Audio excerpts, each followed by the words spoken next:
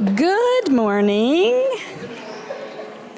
Welcome to the first Numen Lumen of the fall semester. So excited to see so many people here. This is great. This semester we have a brand new theme, and it is called Enduring Questions. So we are going to be exploring questions this semester, actually this whole year, that maybe you've always asked yourself, that puzzle you, that don't seem to have clear answers, that you think about. And to kick off our Numen Lumen today, we will have Joel Harter, who is our new Associate Chaplain for Protestant Life, and Becky Joseph, who is our new Associate Chaplain for Jewish Life, lead us in a little discussion in a bit. We also have a new conversation component to Numen Lumen this year, which I think will be a lot of fun and will help you to kind of explore your thoughts with regard to what is said, and then maybe carry that question with you through the week so you can keep asking it to yourself.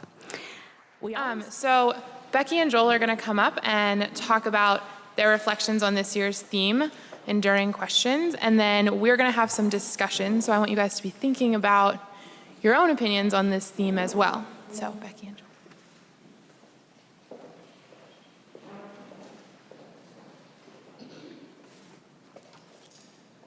Thank you. That was amazing. It really was.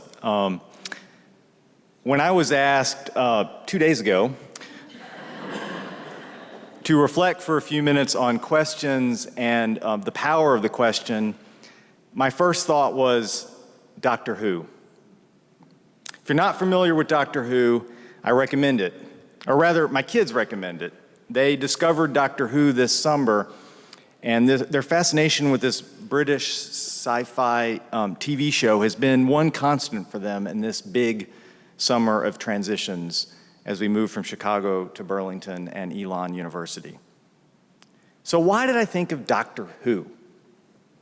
Because his very name is a question. He is simply the Doctor. He has no other name. And the Doctor's identity is one of the central philosophical questions of the show. Who exactly is he?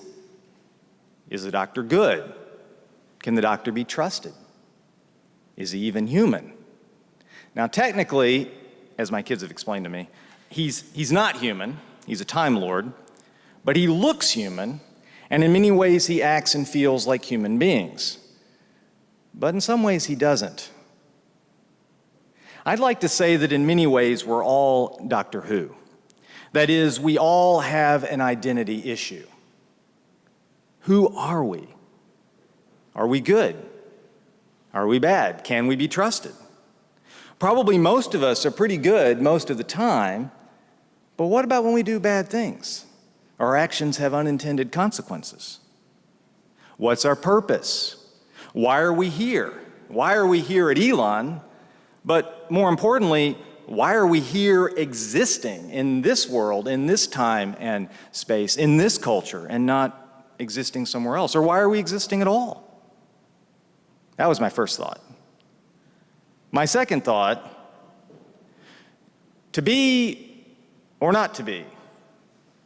That is the question. Now, thankfully, my kids have not been obsessed with Hamlet this summer. But you know, I think in some ways we're all Hamlet too, although hopefully without the ghost of our dead father and a possible Oedipal complex with our mother. The question of identity, who am I, is also a question of being. It is a fundamental existential question. The modern theologian Paul Tillich wrote a classic book in the early 1950s, so this is not long after World War II, called The Courage to Be. He argues that it takes courage to be. To really exist in this world takes tremendous courage. What does he mean? So often we don't really exist at all. We just go through the motions. We're busy, we're distracted, we act and feel automatically, we live on autopilot. We don't really stop and consider why we do things or what we're really thinking or feeling. We don't ponder the meaning of our actions and decisions and whether our lives really match up with our values and beliefs. And we don't think enough about how our words and actions affect others. It takes courage to really confront who we are and how we live and think and feel. It takes courage to admit our biases. It takes courage to confront our world. It takes courage to ask questions, to ask the really important questions about meaning and value and purpose. Now, why is that? Well, for one, we may not like what we see, because we may discover that we need to change, that our world needs to change, that we need to ask forgiveness and seek reconciliation. But also, I think it takes discipline to just stop, to pause, to take a breath, to not just go through the motions or go along or keep doing the same things because that's the way we've always done it or that's what everyone else is doing. It takes discipline to pause long enough to ask the question, is this what I really want to be doing? Am I going where I really want to go? The Christian and Jewish scriptures both speak of seeing without really seeing and of hearing without really hearing. So often we have eyes that do not see, we have ears that do not hear. Do we really see and hear one another? Do we see the beauty in one another, even in our differences? Do we see the beauty of nature that surrounds us? Do we really see and feel the beauty in ourselves? And that's important. Often the change we need begins with accepting and appreciating who we are and stop trying to be who we're not. This year we're going to ask lots of big questions during Numen Lumen. In many ways, the questioning is more important than the answers because the really big questions are never fully answered. Who am I? What's my purpose? Why am I here? What do I believe? These are questions we have to keep asking and asking ourselves again and again. It takes courage to ask these questions. And we may not always like the answers, but it is in struggling with these questions that we truly begin to live. There is a freedom that comes with self-knowledge, and it is my prayer and hope for each one of you that you will find the freedom to be yourself. And if you're not sure who that is yet, that's good. Because discovering who we are is a lifelong quest. It is a question that we need to keep asking.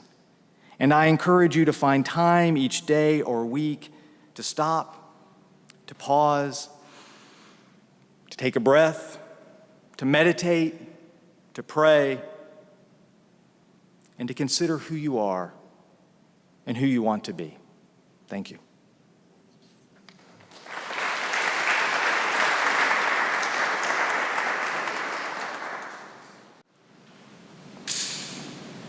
Can everyone hear me? Okay. I tend to speak quietly and find clarity in the book. So if at any point I always tell me I will speak up. I'm accustomed to speaking without a microphone. This is part of my tradition. So I appreciate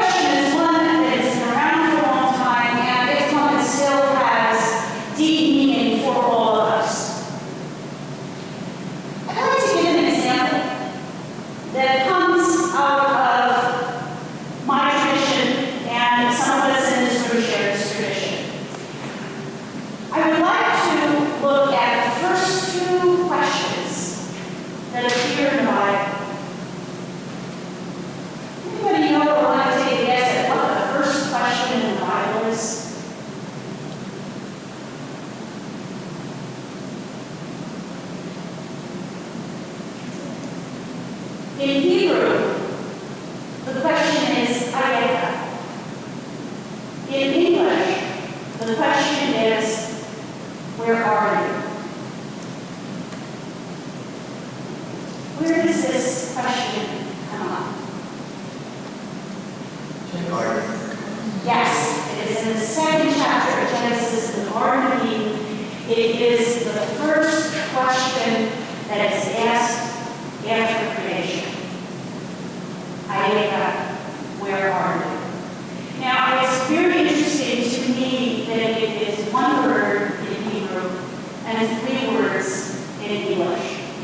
And in Hebrew, the stress is on the syllable just before the last syllable. So you know that where the emphasis is.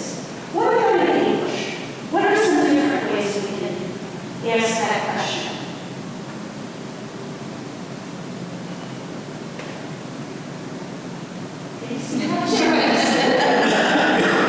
Where are you? Where are you? How else would I ask that question? Where are you? Where are you? That's a question many times. And the rest of it is and here's the third way. What's the third way you might guess? Where are you? Where are you? Thank you. And we can ask this question in different ways. Who's asking this question when it's asked for the first time? God is asking this question. And who is the question directed towards? It's directed towards Adam. And let me ask you this. Go with me if we're not a biblical literalist for a moment. Does God need to ask Adam, where are you? Does God need to ask Adam, where are you? So, what do we take away from this? Where are you? This is the first question. It is an enduring question because it is the same question that we might begin to think about ourselves, individually and together, and that we might ask each other, where are you? And the answer matters. It matters very deeply. And that God is asking this question suggests that it may be the most important question of all, and that's why it's being asked first. What is the second question? Comes shortly after the first question.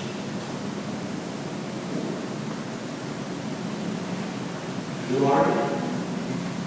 That's a good one.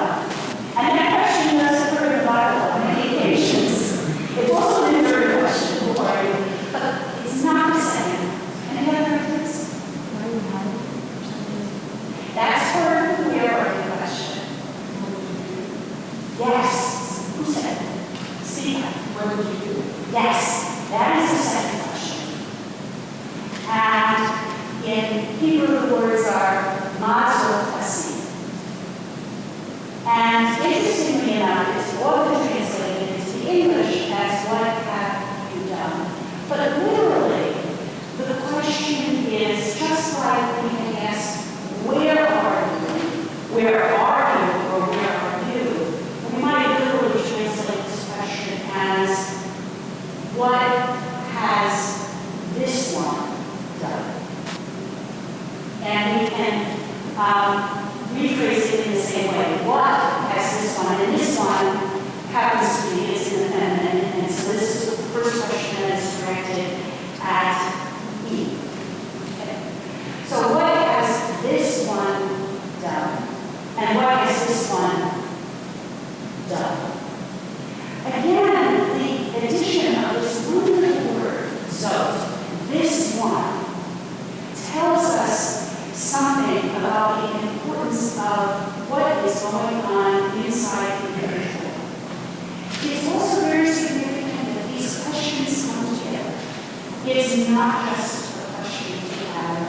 It's not just a question to Eve. They each get a question, and each question is about what is going on here. And for me, this is really the fundamental question. How do I begin to understand who I am in the world, how I relate to other people, how I relate to my Creator? It begins inside. With that, those two questions. Where are you? And what has this done?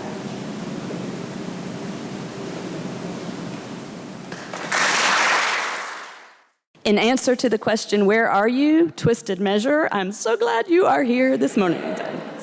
I forgot to introduce myself at the beginning. I apologize. I'm Jan Register, and I'm the program assistant here at the Truett Center, not to be confused with Jan Fuller, who is the university chaplain, and who is very disappointed not to be able to be here with us this morning. She is dealing with some difficult medical issues and would appreciate, if you are a praying person, to send some prayers her way. Next week, we welcome Paula Patch and John Metzger to Numen Lumen.